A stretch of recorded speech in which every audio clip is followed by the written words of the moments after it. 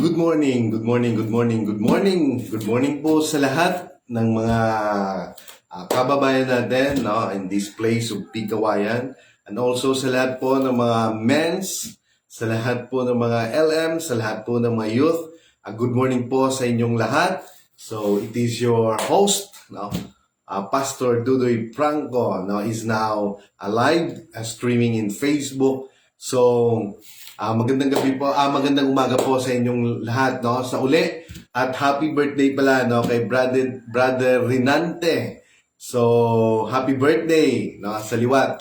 So ara kami dito, no, 4 o'clock, no. So thank you pala, no, sa lahat ng mga tatay na dumalo, especially to our president, no, Brother RV Armada, Brother Jimmy Bantolo, Saolda, Zibugan, Brother Boy de Villeres, Cabalbal, no, Cabalbal, and then Nalangay, Brother Rolando Nalangay, Brother Ruger, Brother Junior Cuesta.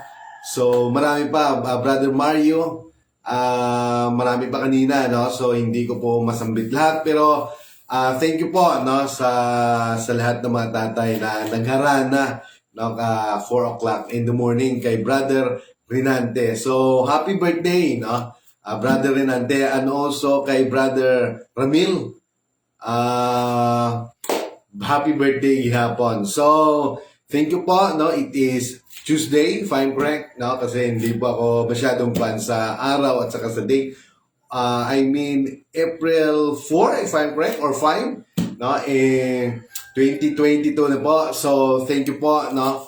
I thank God for all the blessing, all the favor, all the healing, and also His divine protection through by covering of His blood, no, in our life. And we thank God for the success and prosperity and also blessing, most especially His presence, no, sa aton kinabuhi. So we thank God. Salamat even sa mga pulong, no, sa ating basahon subong aga. So bear with me as I'm going to exhort sa inyo even just a little, no, about the Word of God. So this early morning. So our text for today is, we can read it in Matthew chapter 14, verse 27. But Jesus immediately said to them, "Take courage, it is I. Don't be afraid." So, take courage, it is I. Don't be afraid. So, thank God, Lord God the Father Almighty in heaven, Lord. We give you thanks and praises, honor and glory, Lord, for this morning, for this early morning. And Lord, I ask again for anointing and also courage and boldness to exhort your word for this morning. And Lord, bless sa tanan yung nagapamati, even sa tanan yung mga men, sa tanan yung mga LM, sa tanan yung mga youth, and all the pastors under the United Pentecostal Church organization, and also sa tanan ng mga believers. Salamat Ginoo sa imo kayo. Kag ikaw man mag-bless kay Brother Rinante, and also sa iyang pamilya, even amo man kay Brother Ramel, kawgid mag-bless sa ila Ginoo subong nga adlaw, their birthday. May you bless them and protect them, and also may your face shine upon them and be gracious to them, and may you lift up His countenance toward thee and give them peace. In the name of Jesus. Amen. So, thank you, no, sa lahat. So, tuloy tayo, no? Now, a very little lang, siguro mga 10 minutes or 15 minutes, I'm going to exhort or to tawag nito, share with you, no, the Word of God. So, Jesus walked on the water. So immediately, Jesus made the disciple get into the boat and go on ahead of him to the other side. So, ito po yung continuation, no? Nagpakain po sila ng mga tao no? 5,000 men after that, no? So, sinabihan niya yung mga disciple niya na mag-una na sila going to the other side, no, on the other side, no, na kung doon na lang sila magkita, because Jesus Christ, no, while he dismissed the crowd na 5,000, hindi pa kasali yung mga babae, yung kanilang mga asawa, and then yung kanilang mga anak na nandun. After he had dismissed them, he went up on a mountainside by himself to pray. So, ganun yung karakter na makikita natin na ginagawa ng Panginoon, no, every time after, no, magtrabaho about his ministry, or even, no, sa isang araw mayroon talaga siyang nagbibigay siya ng panahon o oras para mag-pray. He looked for a solitary place to pray. Amen. When evening came, he was there alone. So, siya lang mag-isa. But the boat was already a considerable distance. Yung mga kasama niya na disciples. So, but the boat was already a considerable distance from the land, buffeted by the waves because the wind was against it. So, hindi sila makapunta, no, doon sa baybay or sa gilid ng dagat, because there is an opposing, no, wind, no, nagabangga sa ila. So hindi sila makahalin dito lang sila. And it is time of fourth watch, 3 to 5 a.m. So because of that, during the fourth watch of the night, Jesus went out to them, walking on the lake. So there is a distance. Alam ng Diyos kung anong nangyayari sa kanyang mga disipulo. So, it is a part of their training. It is a part of their test and trials sa ila kinabuhi. Kung ano ang gagawin nila. Kasi, hindi mo nakita dito in the time na mayroong mga pagsubok sa kanila, no? Yung natulog ang Diyos doon sa likod ng bangka, and then nagkakaroon ng bagyo, no? A sudden storm dumating. Hindi nila alam kung anong gagawin nila. No, hindi nalagay doon sa utak nila yung mga ginagawa ng Diyos na every time pagtapos ng trabaho o every time mayroong panahon. So, lumalaan talaga siya ng panahon to pray. So, dito sa kanila, they don't ever think kung anong gagawin nila, no, at that very early in the morning. So, when the disciples saw, no, sabi dito, walking on the lake, when the disciples saw him, kasi nakita niya ang layo ng distance, pero, no, lumakad ang Diyos, no, sa ibabaw ng tubig ng dagat. Amen. Walking on the lake pala. It is in the lake of Galilee. They were terrified, no, nung nakita nila na may lumalakad sa ibabaw ng tubig. So una, yung bilang tawanon, anong nakita, no? They were terrified. Takot na takot sila. So sometimes in our life, pag makita natin yung problema, makita natin at we cannot explain, no, yung atong ginabatsagan about that problem, about that obstacles, about that things, no, bad things, no, nga sa aton, no, amen, visible talaga na makita ng ating mga mata, nararamdaman natin. So, yung emotion natin, no, sometimes we are terrified and takot na takot tayo. So, hindi natin alam yung ating gagawin. So, from the land buffeted by the waves because the wind was against it. So, in our life, sometimes, yung buhay parang against ba? No? Parang ano ba tong buhay na to? Ba't ganito? Parang hindi connected. Parang there is always an opposing power, even in our mind. No, hindi natin maabot, hindi natin ma-meet na parang may kulang or something wrong. No? Sometimes sabihin natin, no, magpadayon pa ba sa pagpangalagad, magpadayon pa ba sa to believe because of what is happening, no, in our surroundings. Pero during the fourth watch of the night, so sabi nila, they were terrified. So sabi nila, it is a ghost. So, nung nakita nila na may lumalakad sa ibabaw ng tubig, sabi nila, no, it is a ghost. So, they said and cried out in fear. lalo pa silang natakot dahil nakakita sila ng multo. So, hindi pa man confirm na multo, pero something, no, naglalaro sa kanilang isip na it is a ghost. So, the more they cried out and in fear, mas lalo silang natakot. Amen. Dito lang pinapakita, no, kung ano ang kanilang ano ang Diyos, no, sa panahon na yon. There is, no, aras sa taunanon, pero everything kaya niyang gawin. Amen. He rebuked the wind, no? And there is a great calm na nangyari. So, hindi kaya yon ng flesh lang. So, it is God within Himself.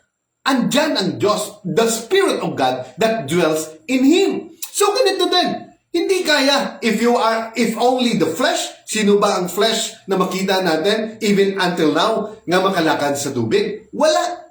So, it is only God that dwell in that flesh ang makaya yung mga ganung bagay. Amen.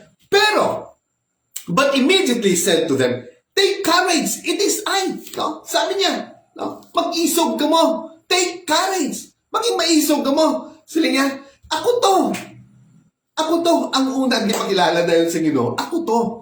Kaya every time there is trials and testing in our life, sometimes lubog na lubog tayo. Or sometimes, no, hindi na natin, parang ayaw na nga natin minsan magbugtaw sa aga kay, no, ara na naman, pressure na naman sa kinabuhi. Pero sabi ng Diyos, mismo, ang Diyos ang lumapit sa kanila. Dahil alam ng Diyos ang every detail, no, kung ano ang kanilang sitwasyon. Or alam ng Diyos ang every detail na kung ano ang meron sa buhay natin. That's why, ang mismo na nga ang Diyos ang lumapit sa kanila. At nagsabi pa, take courage, it is I. Ako to, sabi niya, don't be afraid.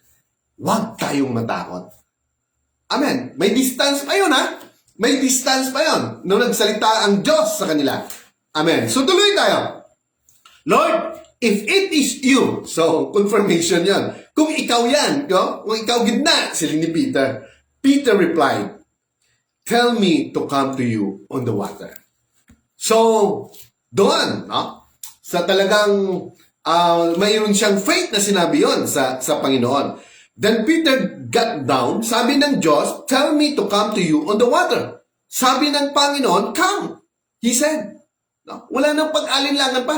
Yeah, halika. Then Peter got down out of the boat, walked on the water, and came towards Jesus. So, came toward Jesus. So, ibig sabihin, doon lang siya nakatingin kay Jesus Christ. Doon lang ang kanyang, lahat ng kanyang focus sa ating Panginoon. Amen. So Peter got down on the boat, walked on the water, and came toward Jesus. But when he saw the wind, pero nung makita niya, no, yung hangin, nung maramdaman niya yung hangin, at maramdaman niya talaga yon because of the wind, no, mayroong mga balon or no, na humahampas or something like that, nawala yung focus niya. Amen. So he was afraid. Yun talaga Una pa lang, no, they were terrified and they cried out in fear. No? Una talaga na sinabi ng Diyos sa atin, sa umagang ito, no? Do not be afraid. Take courage. Do not be afraid. Take courage.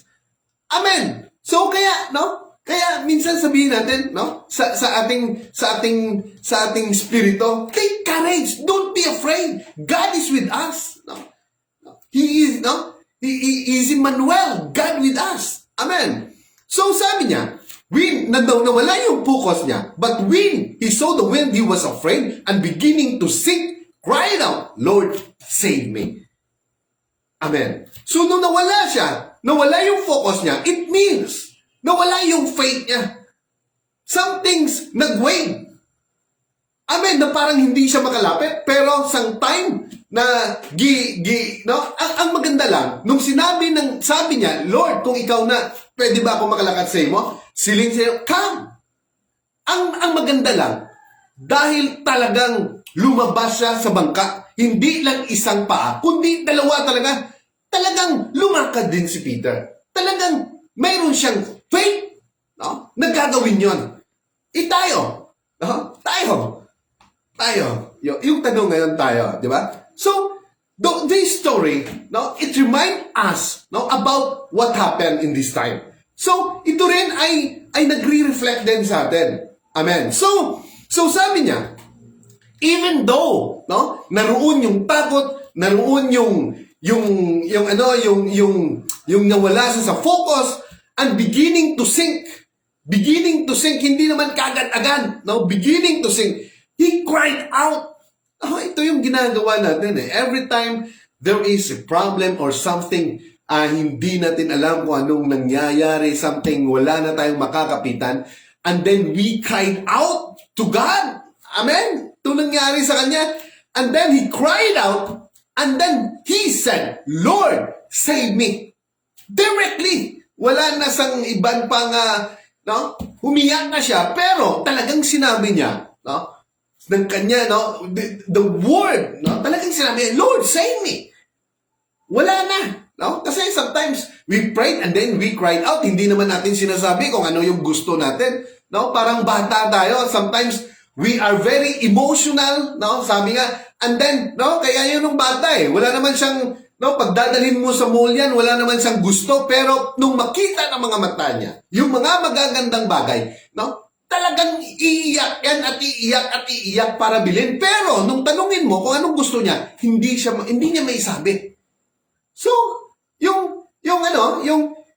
yung magagawa mo, hindi mawala yung mode mo, no? Mawala ka, no? Magalit ka. Pero kung sinabi niya, gusto ko yan. So, it means Peter is bold enough, no? In times of troubles, in times na malunod na siya. So, sabi niya, Lord, save me. Ganun lang. Save me. Immediately, Jesus reached out His hand and caught him. So, hindi pa, wala na sang damo pa istorya. Dayon. Sabi, immediately, Jesus reached out His hand and caught him. Amen. So, kaya nga ang Diyos, wala siyang tinitingnan, hindi niya iniisip kung ano ka, hindi niya iniisip kung anong mali mo, hindi niya iniisip kung ano ang kakulangan mo. But, when Peter cried out and said, boldly, Lord, save me. Immediately, andun kaagad, ang presensya ng Diyos sa kanya. And the Lord caught him up. Amen. You of little faith, sabi ng Diyos, you of little faith, He said, why did you doubt? Pag sinabi ng Diyos, pag yun na ang naglagay sa utak mo, and then you keep on desiring that thing sa iyong buhay, amen, don't even doubt. Bakit ka nag-doubt? Sabi ng Diyos, para ako man ang ginambalance rin. You of little faith, sabi ng Diyos. He said, why did you doubt?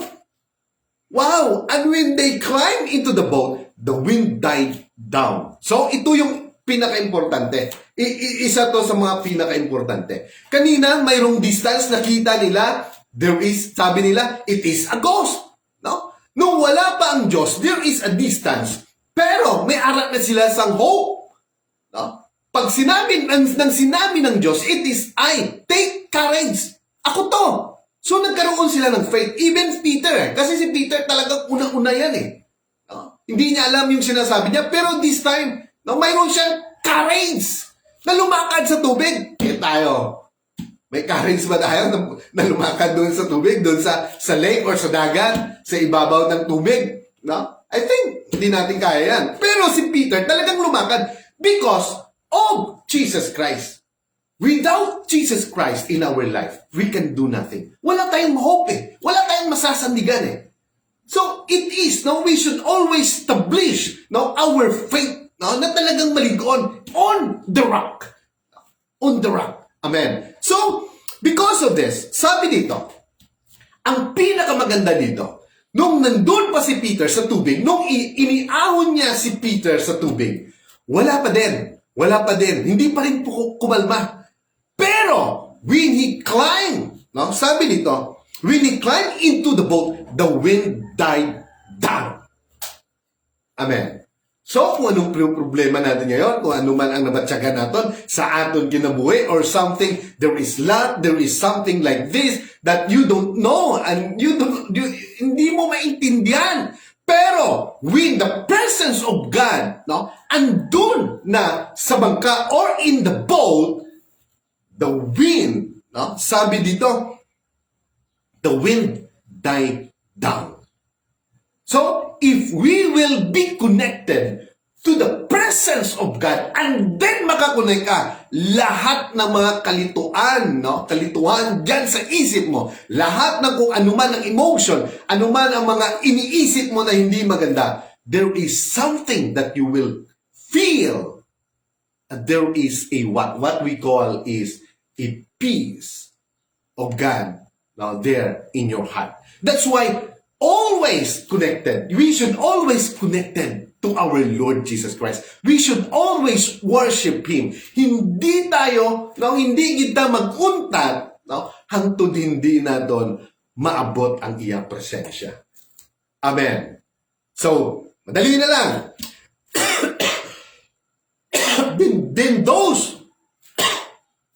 Then those who were in the boat worship Him, saying, truly, you are the Son of God.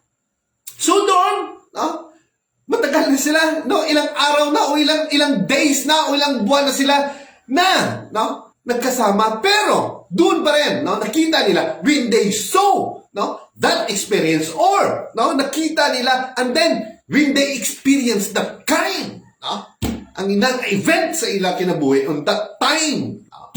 Wow, in the Lake of Galilee, anong sabi nila? They worship Him. Amen. Lahat sila doon. They worship Him and said, no, truly you are the Son of God. Pero tayo, no, alam na natin, we know about Jesus Christ, we know, we know about the Word of God. So, we will worship Him. Para makakonect tayo. Amen. When they had crossed over, they landed at Gennesaret. And when the men of that place recognized Jesus, they sent word to all surrounding country. Kaya nga, nung makita nila, na-recognize pa lang na ito na yung Panginoon. No? Ito yung hope natin. Ito yung makapag-heal sa atin. Dahil yung mga tao, no, even morning, day, and night, talagang hinahanap nila ang presensya ng Diyos kahit saan. No? They were very, no, talagang napaka-attentive nila or something. No? Ang pandinig nila ay mabilis dahil mayroon silang kailangan. No? Especially healing. Amen. So kahit na ano pa ang dadanasin nila, talagang yun ang focus nila. It is about Jesus Christ. It is gusto lang nila. No? In the time of Jesus Christ, doon pa lang, so, nung pinakain niyang 5,000 or there is more than 5,000, so ano si Jesus Christ on that time? Talagang ang daming tao for 3 years. Hindi lang ngayon, no? Sa presidential candidate, ang daming tao, sobra pa dyan. Amen. For 3 years at hindi nagugutuman. No, on that, no, for so long, no, hindi ginagutuman ng mga tao sa una, no, amen, because the presence of God and there is nothing is impossible to God. Kaya nga sabi ng isang lalaki, Lord, if you're willing, heal me. Sabi niya, I am willing. If you believe, nothing is impossible. Nothing is impossible to those who believe. Amen. So, they sent word to all the surrounding. Kaya yung mga tao, nung nakita nila, hindi sila makapalagay. Hindi nila akin lang to. No? Atin lang to. Sa atin lang to. Andyan na ang Panginoon. Hindi. Nung makita nila, hindi nila mapunggan ang ilang baba. Hindi nila mapunggan ang ilang balatsagon. No? Talagang ginapalapnag nila. They spread the good news na andyan ang Panginoon. Kaya nga tayo hindi natin maitago yung grasya ng Diyos na nabatunan natin, no? Sometimes andyan yan, pero we need to spread it out to bless other people. Amen. So that you will become a blessing to other also as well. Amen. Lapit na lang tahan. So, sabi dito, people brought all their sick to him and begged him to let the sick just touch the edge of his cloak, and all who touched him were healed. Amen. Wala na silang inihingi pa sa Diyos. They are begging. Talagang, they are asking for help. They are asking for mercy. Na sabi nila, Lord, kahit na lang matandog namon ang pinakapunta or ang imo nga basket, ano nga parte sang imo dira nga garment or lawas or kahit ano. Ayuha kami. So, silindre. And he begged them to let the sick just touch the edge of his cloak. Let the sick touch of his cloak. And all who touched him were healed. At ang lahat, ang lahat nga nakatandog sang iya garment of his cloak or the very hem of his garment na ayo. Amen. That is the most important thing. We need to be connected. We need to touch His healing power through His presence in our life. Yun ang pinaka-importante talaga. His presence in our life. So, paano natin magawa yan? Keep on hearing and hearing the Word of God. Or reading about the Word of God. And also, reading and hearing. And have faith. Amen. To our Lord Jesus Christ. Ang sinabi niyan, ang lahat na nga nakatandog, ang tanan nga nakatandog, naayo. Amen. So, ibig sabihin, ang wala nakatandog, wala na ayo. So, kung tira ka lang, you don't believe, wala ka man pakialam, so wala rin mangyayari sa'yo. But, ang Diyos will remain God, powerful. Kung hindi ka saya, walang mangyari sa'yo. Pero sa Kanya, He will remain as our God, a powerful, omnipotent, omnipresent, omniscient. And He is our great physician, Jehovah Rapha. Amen. And He is our Jehovah Jireh provider. So, God bless everyone. Good morning po sa inyong lahat. And may the Lord bless you, keep you, and may His face shine upon you. May He enlighten, His glory be with you, and also being gracious to you, and give you peace. So, salamat sa tanan, mayong aga, thank you, even though just a little message, but I hope God has something, nga ginahatag mensahe sa inyo tanan. Salamat sa inyo, sa tanan, kag mayong aga liwat. Amen. Sa tanan ng mga men, salamat, Ay, Brother RB, Brother Ramon, Miranda, salamat sa inyo tanan, So, Brother Boy de Villeres, formerly one of the member of Sangguniang Bayan, of Libungan, counselor, sa sinang lugar, and Sister Nina de Villeres, who is running a municipal councilor of Libungan. So, I hope, Brother Boy, lagaw-lagaw naman ta dito. Kasi kung hara ka daw, ma-recharge ang aton yung mga baterya. So, salamat sa liwat sa tanan yung mga men, sa tanan yung mga LM. So, God bless sa lahat ng mga viewers, and God bless po sa lahat, and may the Lord bless you. Amen. Blessing upon blessing. Amen.